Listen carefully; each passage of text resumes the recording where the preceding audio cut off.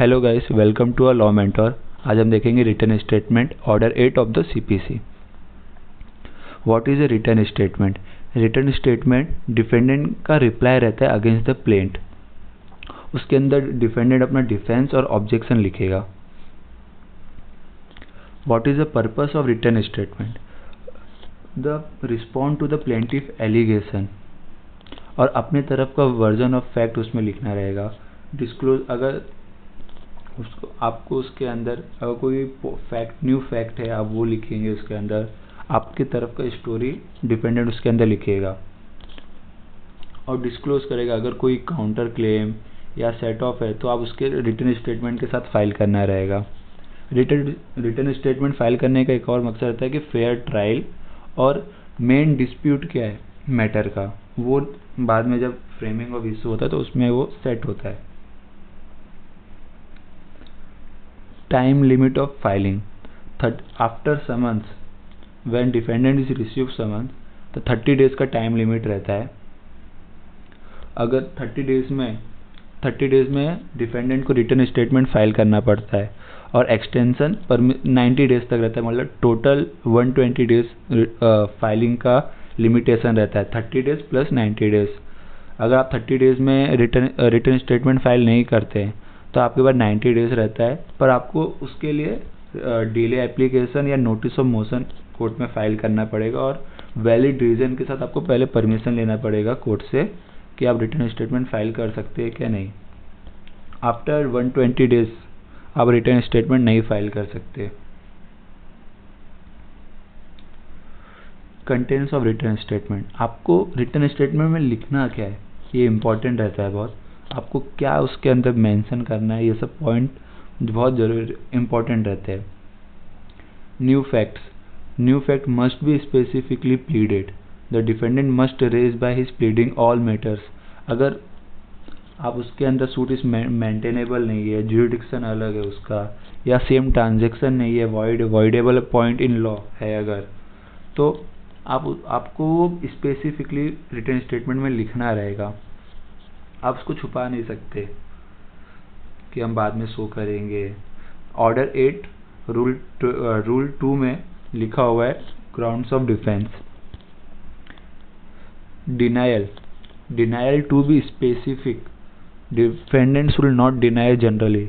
जब आप return statement में डिनायल, अगर आप जब फैक्ट का रिप्लाई लिखेंगे तो आप जनरली नहीं लिख सकते कि नहीं ऐसा नहीं है। जब सिंपल लैंग्वेज में आप नहीं लिख सकते, आपको स्पेसिफिक फैक्ट्स के साथ आपको वो पूरा लिखना पड़ेगा, नहीं तो उसको एडमिट माना जाएगा। अगर आपने सिंपल जनरली लिख दिया, आपको स्पेसिफिकली एक एक फैक्ट्स का रिप्लाई देना पड़ेगा कि आप उसको डिनाई करते या आप एडमिट कर लीजिए उसको।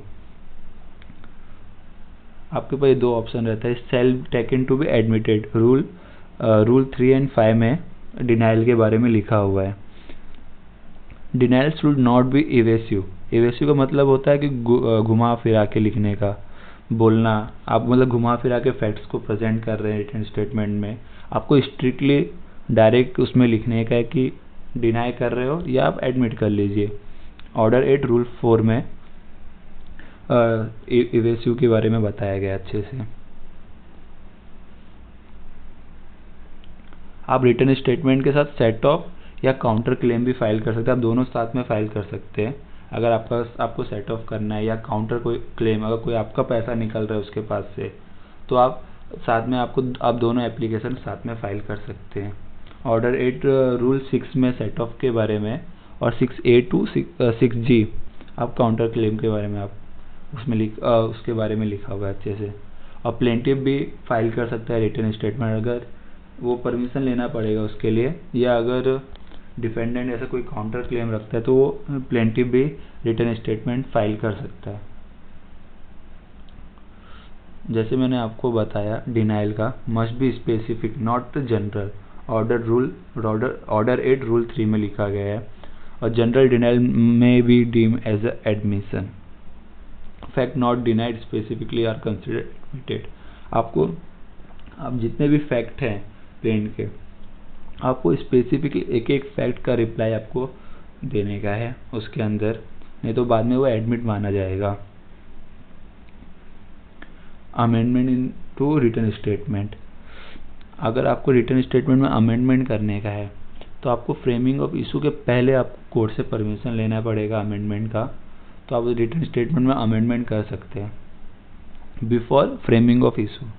और आपको उसके लिए सब्सटेंशियल जस्टिफिकेशन रिक्वायर होना चाहिए, परमिशन लेना पड़ेगा आपको कोर्ट से उसके लिए, तो आप रिटर्न स्टेटमेंट में अमेंडमेंट कर सकते हो। ऑर्डर 6 रूल 17 में लिखा हुआ है इसके बारे में। Consequences of non filing.